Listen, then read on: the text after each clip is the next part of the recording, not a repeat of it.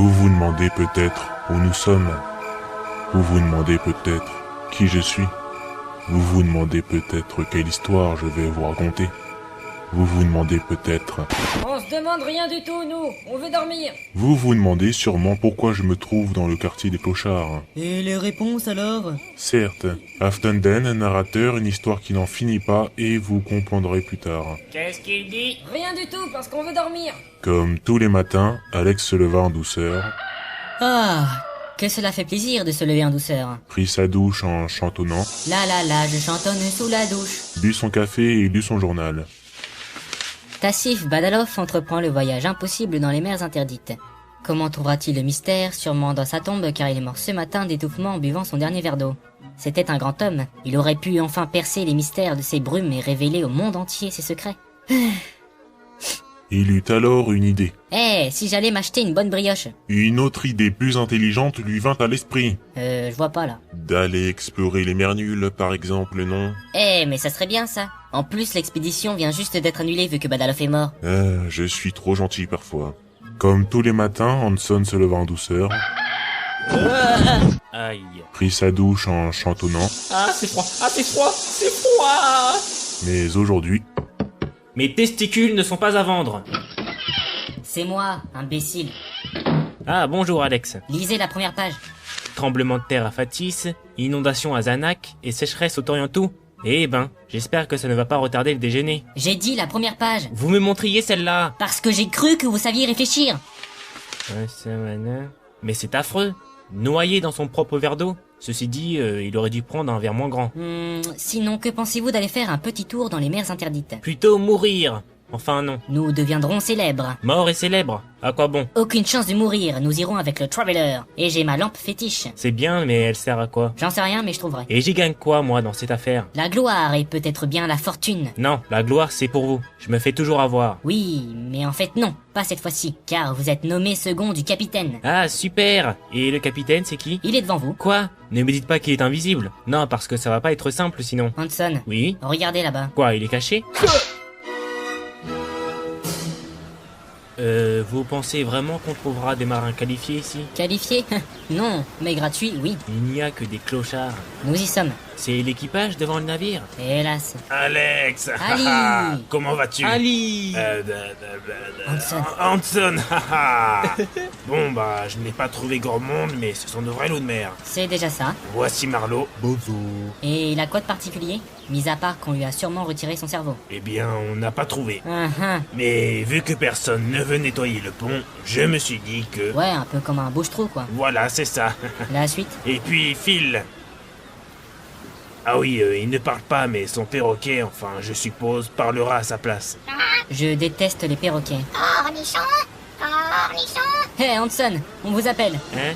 c'est alors que le voyage vers les mers interdites pouvait enfin commencer. Hissez les voiles. Après 2 semaines de maîtrise de soi face à son équipage complètement naze, le capitaine regretta de l'avoir engagé. Bonjour, capitaine. Ça vous arrive de frapper? De frapper qui? Mais la porte! Alors, et puis ne recommencez pas, hein! Nous sommes déjà au début de cette scène que vous êtes déjà énervé. Vous avez raison, je m'énerverai à la fin, comme d'habitude. Merci. Donc, c'est à propos du moussaillon qui nettoie le pont. Il voudrait savoir s'il doit changer l'eau du seau parce qu'elle est un peu sale. Mais qu'est-ce que j'en ai à faire de son auto dégueulasse? Bah, vu que vous êtes exigeant sur l'économie d'eau, L'économie d'eau? En pleine mer. je vois pas le rapport avec la mer. Mer. Eau. Eau. Mer. Non, franchement, là, je vois pas, capitaine. Je vais essayer de vous dire ça le plus calmement possible. Ouvrez en grande vos oreilles. Je suis tout ouais. Je vous demande pardon? Bah, je suis tout ouais. Je suis tout oui, quoi. Ah, c'était un calembour, c'est ça, hein? Bah non, je sais pas en jouer. Hein? Surtout que je crois qu'il n'y en a pas ici. Dites, Oui? quand vous étiez bébé, on vous a fait tomber combien de fois par terre?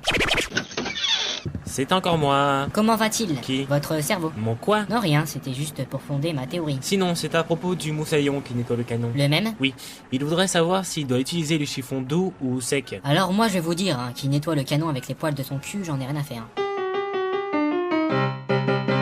Le lendemain, une réunion bourrée de trop du fion était rassemblée dans la cabine du capitaine. Alors c'est simple, nous passerons 3 fois autour des roches rocheuses, du grand caillou, des récifs de pierre. Bah pourquoi 3 fois? Eh bien, C'est une question de superstition. voilà. Bah quel est le rapport avec la musique? Hein? Non, on n'a pas dit partition, mais superstition. Ah ouais.